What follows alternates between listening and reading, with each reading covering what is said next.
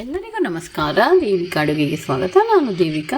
ಇವತ್ತು ನಾವು ಕುಂಬಳಕಾಯಿ ಪಲ್ಯನ ತುಂಬ ಈಸಿಯಾಗಿ ಸುಲಭವಾಗಿ ಹೇಗೆ ಮಾಡೋದು ನೋಡ್ಕೊಂಡು ಬರೋಣ.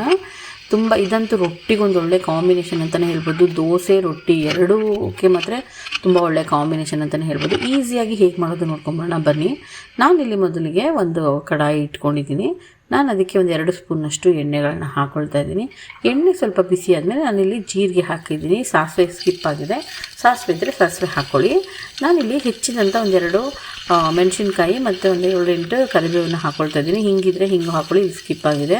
ಇದ್ರ ಜೊತೆಗೆ 3 ಈರುಳ್ಳಿ ಹಾಕ್ಕೊಳ್ತಿದ್ದೀನಿ. ಯಾವತ್ತೂ ಕುಂಬಳಕಾಯಿ ಪಲ್ಯಕ್ಕೆ ಈರುಳ್ಳಿ ಜಾಸ್ತಿ ಹಾಕ್ಕೊಳ್ಳಿ, ತುಂಬ ಟೇಸ್ಟಾಗಿ ಬರುತ್ತೆ.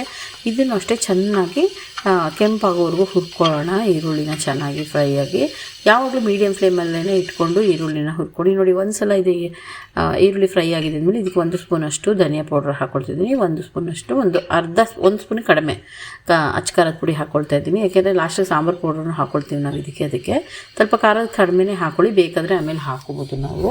ಇದನ್ನು ಸ್ವಲ್ಪ ನೀರು ಹಾಕಿ ಮಸಾಲೆನ ಚೆನ್ನಾಗಿ ಬೇಯಿಸ್ಕೊಳ್ಳೋಣ.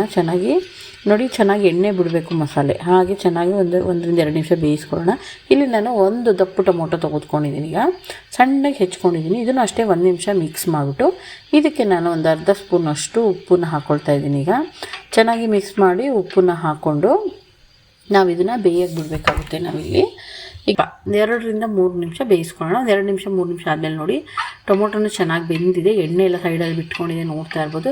ಈಗ ತೆಗೆದು ಚೆನ್ನಾಗಿ ಸ್ಮ್ಯಾಶ್ ಮಾಡ್ಕೊಳ್ಳಿ ಟೊಮೊಟೊ ಎಲ್ಲನೂ ಒಂದು ಸಲ ಕೈಯಲ್ಲಿ. ಈಗ ಅದು ಸ್ಮ್ಯಾಶ್ ಆದಮೇಲೆ ಇದಕ್ಕೆ ನಾನು ಒಂದು ಅರ್ಧ ಸ್ಪೂನಷ್ಟು ಅರಿಶಿನ ಪುಡಿ ಹಾಕ್ತಿದ್ದೀನಿ. ಅದನ್ನು ಅಷ್ಟೇ 1 ನಿಮಿಷ ಚೆನ್ನಾಗಿ ಫ್ರೈ ಮಾಡ್ಕೊಳ್ಳಿ. ಫ್ರೈ ಮಾಡ್ಕೊಂಡಾದ್ಮೇಲೆ ಒಂದು ಅರ್ಧ ಗ್ಲಾಸಷ್ಟು ನೀರನ್ನು ಹಾಕ್ತಾಯಿದ್ದೀನಿ ನಾನಿಲ್ಲಿ ಮಸಾಲೆ ಒಳಗೆ ಹಾಕಿ ಚೆನ್ನಾಗಿ ಒಂದು ಸಲ ಮಿಕ್ಸ್ ಮಾಡಿಬಿಟ್ಟು, ಯಾಕೆಂದರೆ ಕುಂಬಳಕಾಯಿ ಬೇಳೆಗೆ ನೀರು ಬೇಕಲ್ಲ, ಜಾಸ್ತಿ ನೀರು ಹಾಕ್ಬಿಡಿ. ಕೆಲವೊಂದು ಸಲ ಕುಂಬಳಕಾಯೆಲ್ಲ ನೀರು ಬಿಟ್ಕೊಳ್ಳುತ್ತೆ. ಈಗ ನೋಡಿ, ಇದಕ್ಕೆ ನಾನು ಹೆಚ್ಚಿದ ಕೊತ್ತಂಬರಿನ ಹಾಕ್ತೀನಿ. ಈ ಹಂತದಲ್ಲಿ ಹಾಕೋದ್ರಿಂದ ಅದರ ಟೇಸ್ಟು ಮಸಾಲೆಗೆ ಇಳ್ಕೊಂಡು ಪಲ್ಯಕ್ಕೆ ತುಂಬ ಚೆನ್ನಾಗಿ ಟೇಸ್ಟ್ ಬರುತ್ತೆ. ಈಗ ನಾನು ಸಣ್ಣಗೆ ಹೆಚ್ಚಿಟ್ಕೊಂಡಿರೋಂಥ ಕುಂಬಳಕಾಯಿನ ಹಾಕ್ಕೊಳ್ತಾ ಇದ್ದೀನಿ. ನಾನಿಲ್ಲಿ ಚೆನ್ನಾಗಿ ಹಾಕ್ಕೊಂಡು ಮಿಕ್ಸ್ ಮಾಡ್ಕೊಳ್ಳೋಣ. ಚೆನ್ನಾಗಿ ಮಿಕ್ಸ್ ಮಾಡಿಕೊಂಡು ಉಪ್ಪನ್ನ ನಾನು ಟೊಮೊಟೊಗೂ ಬೇಯಕ್ಕೆ ಹಾಕಿದ್ದೆ. ಉಪ್ಪು ಬೇಕಾದರೆ ಬೆಂದಮೇಲೆ ಆಮೇಲೆ ಹಾಕ್ಕೋಬೋದು. ಉಪ್ಪು ಜಾಸ್ತಿ ಹಾಕ್ಕೊಳ್ಳೋದಕ್ಕೆ ಹೋಗ್ಬೇಡಿ, ಟೊಮೊಟೊಗೂ ಬೆಂದಿರೋದ್ರಿಂದ ಅದೇ ಟೊಮೊಟೊಲಿ ಚೆನ್ನಾಗಿ ಬೇಯುತ್ತೆ. ಮುಚ್ಚಳ ಮುಚ್ಚಿ 8-10 ನಿಮಿಷಗಳ ಕಾಲ ಮೀಡಿಯಮ್ ಟು ಲೋ ಫ್ಲೇಮಲ್ಲೇ ಬೇಯಿಸ್ಕೊಳ್ಳೋಣ. ಈಗ 8-10 ನಿಮಿಷ ಆಗಿದೆ, ಚೆನ್ನಾಗಿ ಬೆಂದಿದೆ, ಸಾಕು ನಮಗೆ. ನಿಮಗೆ ಗೊತ್ತಾಗುತ್ತೆ, ಜಾಸ್ತಿ ಬೇಯಿಸಿದ್ರು ಕಲಸು ಹೋಗ್ಬಾರ್ದು ಯಾವಾಗಲೂ. ಇದು ಹುಡಿಯಾಗೇ ಇರಬೇಕು ಕುಂಬಳಕಾಯಿ. ಈಗ ನೋಡಿ, ಚೆನ್ನಾಗಿ ಒಂದು ಸಲ ಎಲ್ಲನೂ ಚೆನ್ನಾಗಿ ಮಿಕ್ಸ್ ಮಾಡ್ಕೊಳ್ಳಿ. ಬೇಯಕ್ಕಿಟ್ಮೇಲೆ ಅವಾಗವಾಗ ನೀರು ಹಾಕ್ತೀರಿ. ಈಗ ನನಗೆ ಉಪ್ಪು ಬೇಕನ್ನಿಸ್ತು, ನಾನೀಗ ಉಪ್ಪು ಹಾಕ್ತಾಯಿದ್ದೀನಿ ಈ ಟೈಮಲ್ಲಿ. ಯಾವಾಗಲೂ ಇದ್ರ ಜೊತೆ ಖಾರನೇ ಬೇಕಾದ್ರೆ 1 ಸ್ಪೂನಷ್ಟು ಸಾಂಬಾರು ಪೌಡರ್ನ ನಾನಿಲ್ಲಿ ಯೂಸ್ ಮಾಡ್ತಿದ್ದೀನಿ. ಸಾಂಬಾರು ಪೌಡರ್ನ ಹಾಕಿ ಚೆನ್ನಾಗಿ ಮಿಕ್ಸ್ ಮಾಡ್ಕೋಬೇಕು. ಇದು ಮಿಕ್ಸ್ ಮಾಡ್ಕೊಂಡು 1-2 ನಿಮಿಷ ಬೇಯಿಸ್ಕೊಂಡ್ರೆ ಸಾಕಾಗುತ್ತೆ. ನಮ್ಮದು ಕುಂಬಳಕಾಯಿ ಪಲ್ಯ ರೆಡಿ ಇರುತ್ತೆ. ರೊಟ್ಟಿ ಜೊತೆಗೆ ದೋಸೆ ಜೊತೆಗಂತೂ ಸೂಪರ್ ಕಾಂಬಿನೇಷನ್. ರಸಮ್ ರೈಸ್ಗೂ ಸೈಡ್ ಡಿಶ್ ಆಗಿ ಯೂಸ್ ಮಾಡ್ಬೋದು.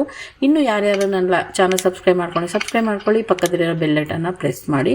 ನಿಮಗೆ ಈ ವಿಡಿಯೋ ಇಷ್ಟ ಆದರೆ ಲೈಕ್ ಮಾಡಿ, ಫ್ಯಾಮಿಲಿ ಫ್ರೆಂಡ್ಸ್ ಜೊತೆ ಶೇರ್ ಮಾಡಿ. ಒಂದು ಸಲ ಈ ಥರ ಕುಂಬಳಕಾಯಿ ಪಲ್ಯನ ಟ್ರೈ ಮಾಡಿ ನೋಡಿ. ನಿಮ್ಮ ಮನಸ್ಸಿಗೆ ಅಭಿಪ್ರಾಯ ಕಮೆಂಟ್ ಮೂಲಕ ತಿಳಿಸ್ಕೊಡಿ. Thank you.